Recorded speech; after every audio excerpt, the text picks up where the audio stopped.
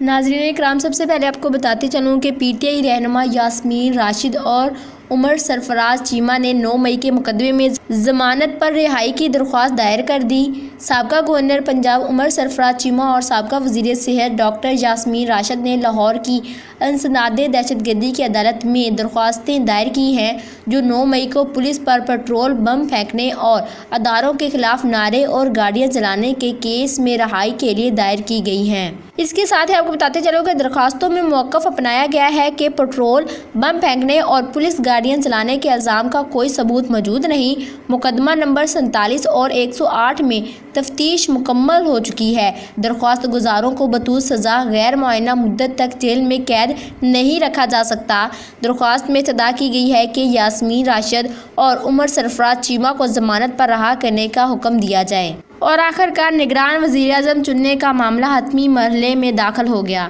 وزیر اعظم شہباز شریف اور قائد حزب اختلاف راجہ ریاض کی نگران وزیر اعظم کی تقریر کے لیے آج دوسری بیٹھک ہوگی۔ راجہ ریاض کے پیش کردہ 3 ناموں میں شامل چیئرمین سینٹ صادق سنجرانی نے بھی وزیر اعظم شہباز شریف سے ملاقات کی، جس میں ملکی سیاسی صورتحال پر تفصیلی گفتگو کی گئی۔ اور وزیر اعظم شہباز شریف کہتے ہیں کہ آئین ہمیں 3 دن کی رعایت دیتا ہے، امید ہے اس سے پہلے معاملہ حل کر لیں گے۔ یاد رہے کہ وزیر اعظم شہباز شریف نے 9 اگست کو اسمبلیاں تحلیل کرنے کی سمری صدر مملکت کو ارسال کی تھی، جس پر صدر عارف علوی نے بھی دستخط کر دیے تھے۔ گزشتہ روز وزیر اعظم شہباز شریف اور راجہ ریاض کے درمیان نگران وزیر اعظم کے حوالے سے ہونے والی پہلی ملاقات بے نتیجہ ختم ہو گئی تھی۔ شہباز شریف سے ملاقات کے بعد میڈیا سے گفتگو کرتے ہوئے راجہ ریاض کا کہنا تھا، اچھے ماحول میں ملاقات ہوئی، لیکن اب تک کسی نام پر اتفاق نہیں ہو سکا۔ ایک اور ملاقات کا فیصلہ ہوا ہے۔ اس کے علاوہ آپ کو بتاتے چلوں کہ سپریم کورٹ نے supreme court review of orders and judgments act کا کل عدم قرار دے دیا۔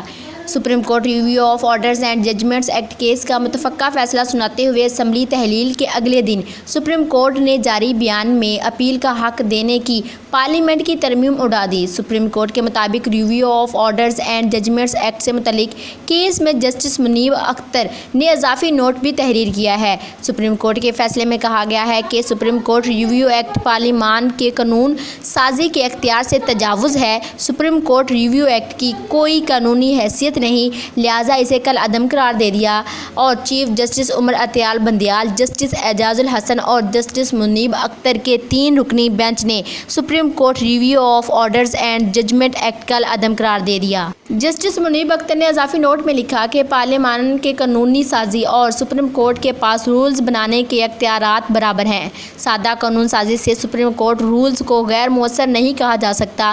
رولز میں تبدیلی عدلیہ کی آزادی کے منافی ہے۔ ایکٹ کے تحت آرٹیکل 184(3) کی مقدمات کے فیصلے کے خلاف متاثرہ فریق کو اپیل کا حق دیا گیا تھا۔ اپیل سننے والے بینچ میں ججز کی تعداد مرکزی کیس سننے والے ججز سے زیادہ ہونا لازم ہے، تاہم پی ٹی آئی سمیت انفرادی حیثیت میں وکلاء نے اس ایکٹ کو چیلنج کیا تھا۔ پارلیمنٹ نے منظوری کے بعد 26 مئی کو صدر مملکت نے ایکٹ پر دستخط کیے تھے، جس کے بعد سپریم کورٹ ریویو ایکٹ کا اطلاق 29 مئی سے ہوا۔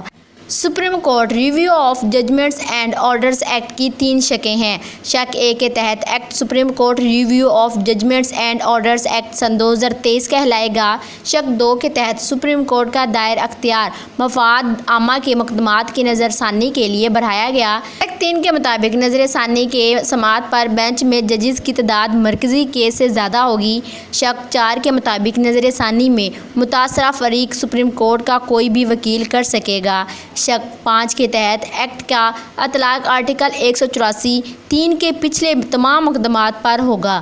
شق 6 کا مطابق متاثرہ فریق ایکٹ کے اطلاق کی 60 دنوں میں اپیل دائر کر سکے گا۔ شق 7 کے مطابق ایکٹ کا اطلاق ملتے جلتے قانون ضابطے یا عدالتی نظریے کے باوجود ہر صورت ہوگا۔ سپریم کورٹ نے تمام فریقین کو سن کر 2 ماہ قبل فیصلہ محفوظ کیا تھا۔